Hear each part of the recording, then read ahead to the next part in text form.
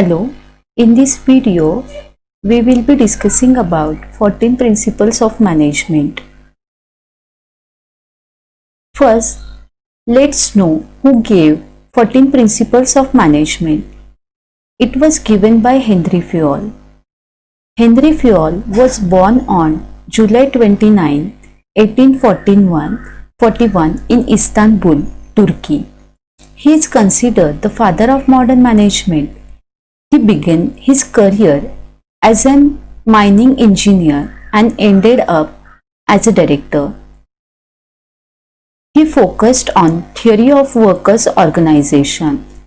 In 1960, he published his book on general and industrial administration, which was founded on personal experience with the job of manager.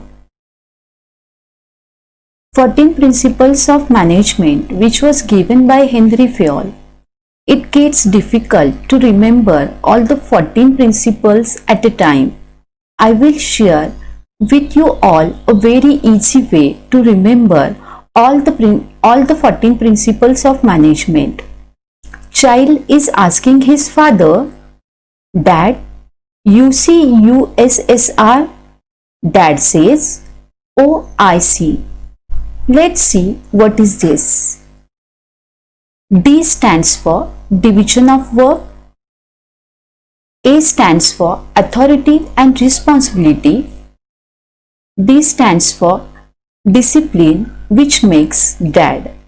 U for unity of command. C for centralization and decentralization. U for unity of direction. S for scalar chain. S for stability of tenure. R for remuneration. O stands for order. I for initiative. S for subordination of individual interest to group interest. E for equity. E for esprit de corps, which makes 14 principles of management. Let's see each principle in detail. First principle of management is division of work. This principle suggests that total work should be subdivided into small parts. Each part of work should be allotted to a person who is expert in that part of work, which leads to specialization and also result in less wastage. Next, a second principle is authority and responsibility. So, first we'll see what is authority and what is responsibility.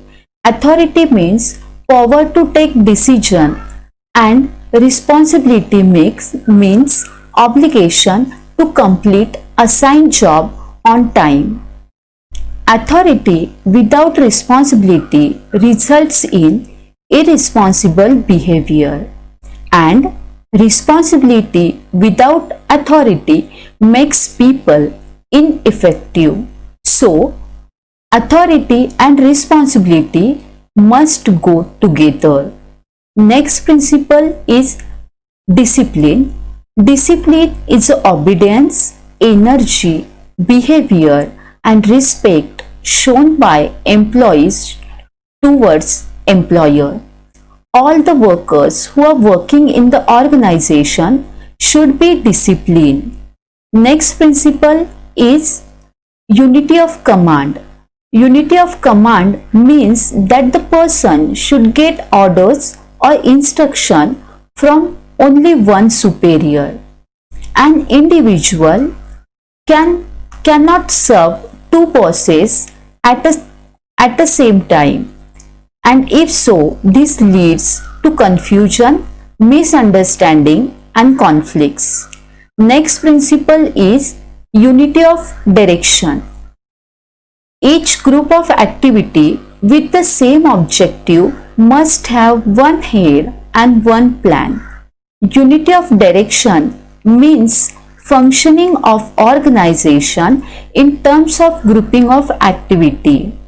Next principle is subordination of individual interest to general interest. This is very important principle, and this principle suggests that interest of the organization should take priority over individual interests. If individual and organizational interests are different, then manager must try to reconcile them, and if not, then individual interests should be sacrificed. There are many factors like laziness, selfishness, carelessness. That factor tends to reduce organizational interest. Next principle is remuneration. Remuneration of employees should be fair, it should be reasonable, and it should be satisfactory. It should provide maximum satisfaction to employees as well as to the employer. This satisfaction will lead to increase in employee turnover.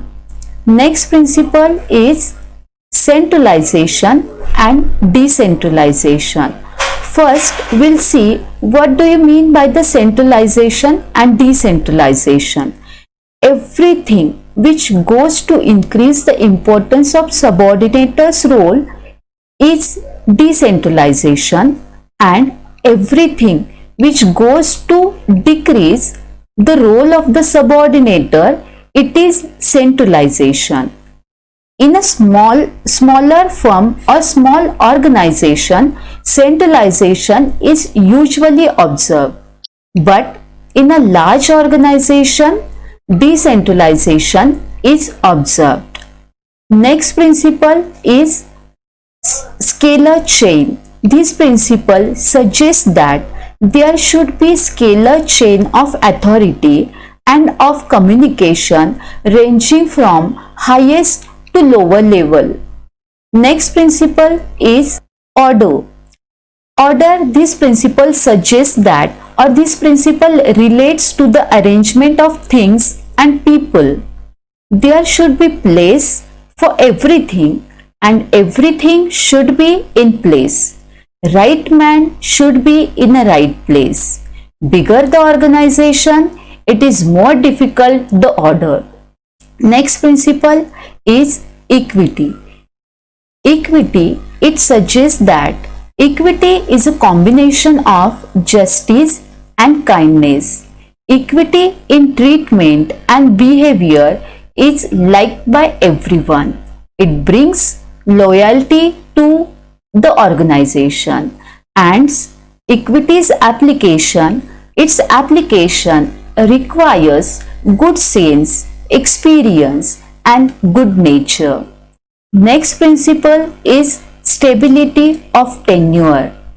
This principle suggests that no employees should be removed within short time. There should be reasonable security of job. Next principle is initiative. This principle suggests that managers should encourage their subordinators to take initiative within the limit of authority and discipline. Initiative is concerned with thinking out and execution of plan. It encourages energy within the worker.